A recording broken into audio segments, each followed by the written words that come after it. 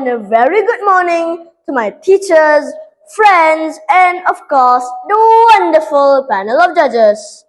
My name is REDHA ANAQI from SK Seri Kelabang.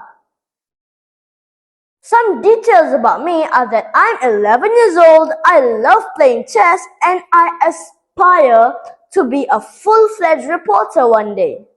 But enough about me. You came for books and I'm going to give them to you. Because today I'm going to be doing a book review on a book titled The Trials of Adolf Hitler and the Rise of Nazi Germany. This book was written by David King and was published by W.W. Norton. It has a total of 54 chapters and 435 pages. Now, this book contains from start to finish, from the start of the Nazi Germany to the execution of Adolf Hitler.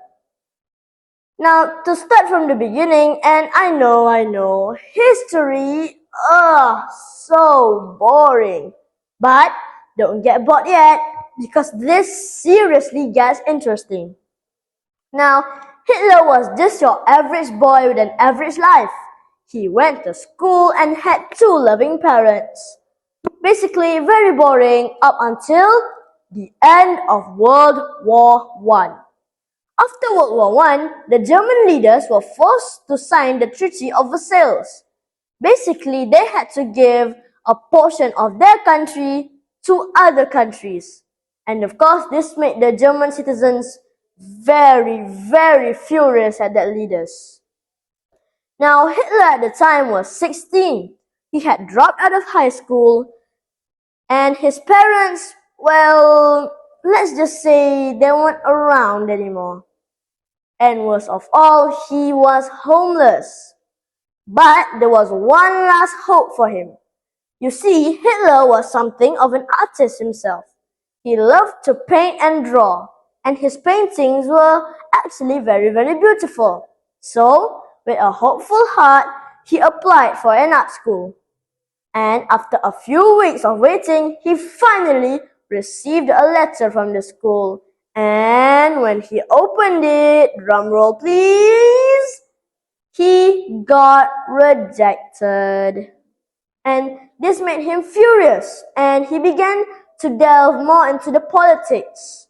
Basically learning how to control people, how to gain people's affections, and blah blah blah. Few months later, he became a public speaker in Austria. And of course, since the German citizens were already furious at their leaders, they began following Hitler. And after a few months, Hitler had already gained a lot of followers. And few years later, boom, Nazi Germany was born. Now, say what you want about him, but I can't deny that even with a small number of people, he still managed to influence a whole portion of Germany and take control of Europe. This can be compared to some of the greatest leaders in our country, such as Dr. Tun Mahathir, whose leadership was quote-unquote respected by all of the leaders of the Islamic countries.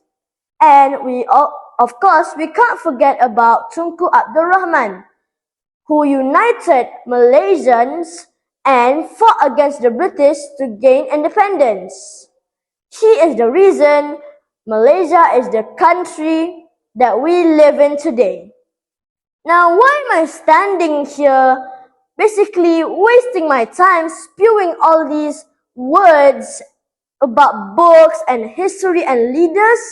Why? What is the point? Is there even a point? Yes, there is. I'm encouraging you to read. And basically, I'm encouraging you to put down your phones, grab a book, and read it right now.